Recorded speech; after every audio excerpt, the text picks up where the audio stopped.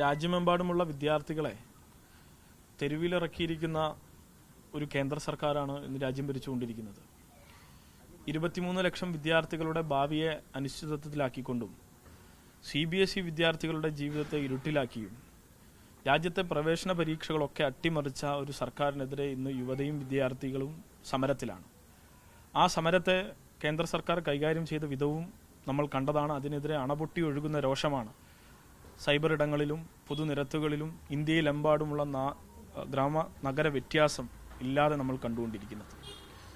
ഈ പശ്ചാത്തലത്തിൽ SFI അവിടെ നേതൃത്വം കൊടുത്തുകൊണ്ട് നടത്തുന്ന സമരത്തിന് ഐക്യദാർഢ്യം പ്രഖ്യാപിക്കുക എന്നുള്ളത് SFIയുടെ എല്ലാ യൂണിറ്റുകളുടെയും എല്ലാ സംസ്ഥാന യൂണിറ്റുകളുടെയും ഉത്തരവാദിത്തമാണ്.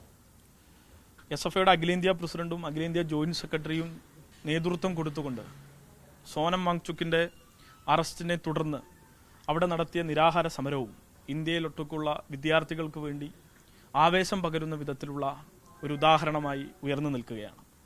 ഈ പശ്ചാത്തലത്തിൽ SFIയുടെ സംസ്ഥാന കമ്മിറ്റി എല്ലാ വർഷവും നടത്താറുള്ള അവകാശ പത്രികാ മാർച്ച്, ജില്ലാ കേന്ദ്രങ്ങളിൽ സംസ്ഥാന സർക്കാരിന് അവകാശങ്ങൾ അടങ്ങുന്ന കത്ത് നൽകിക്കൊണ്ട് SFI നടത്തുന്ന മാർച്ച് രാജ്യത്തെ ഇന്നത്തെ വിഷയം രാജ്യം ഭരിക്കുന്ന സംഘപരിവാർ വിദ്യാഭ്യാസ മേഖലയിൽ നടത്തുന്ന കച്ചവടവൽക്കരണവും സ്വകാര്യവൽക്കരണവും അതോടൊപ്പം ഈ പരീക്ഷാ തട്ടിപ്പുകളുമാണ്. കേന്ദ്രമന്ത്രി ധർമ്മേന്ദ്ര പ്രധാൻ രാജിവെക്കുക എന്നാവശ്യപ്പെട്ടുകൊണ്ട് ഈ പറഞ്ഞ NTA നാഷണൽ ടെസ്റ്റിംഗ് ഏജൻസി പിരിച്ചുവിടുക എന്ന മുദ്രാവാക്യം ഉയർത്തിക്കൊണ്ട് നാളെ എല്ലാ ജില്ലാ കേന്ദ്രങ്ങളിലും സംസ്ഥാന സർക്കാർ ഓഫീസുകളിലേക്ക് തീരുമാനിച്ച മാർച്ചുകൾ കേന്ദ്ര സർക്കാർ ഓഫീസുകളിലേക്ക് മാറ്റുകയാണ്. ആ മാറ്റിയ മാർച്ച് തിരുവനന്തപുരത്ത് ലോക് ഭവനിലേക്കായിരിക്കും.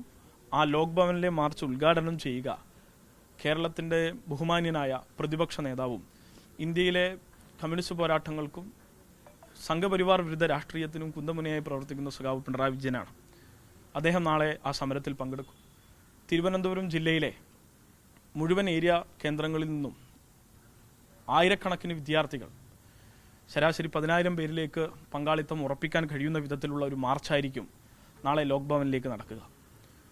ശക്തമായ സമരമായിരിക്കും അതിൻ്റെ ഭാഗമായി ഉണ്ടാകുക. അതോടൊപ്പം അഖിലേന്ത്യാ പ്രസിഡന്റ് ആദർശം സജിയും ഈ സമരത്തിൻ്റെ നായകനായി ഡൽഹിയിൽ നേതൃത്വം കൊടുത്ത സഖാവ് ആദർശം സജിയും ആ സമരത്തിൽ അഭിസംബോധന ചെയ്ത് സംസാരിക്കും. രോഷം അണപൊട്ടി ഒഴുകുന്ന ഒരു സമരവേദിയായി നാളെ ലോക് ഭവൻ മാറും എന്നുള്ളതാണ് സംസ്ഥാന കമ്മിറ്റിക്ക് വേണ്ടി പറയാനുള്ളത്.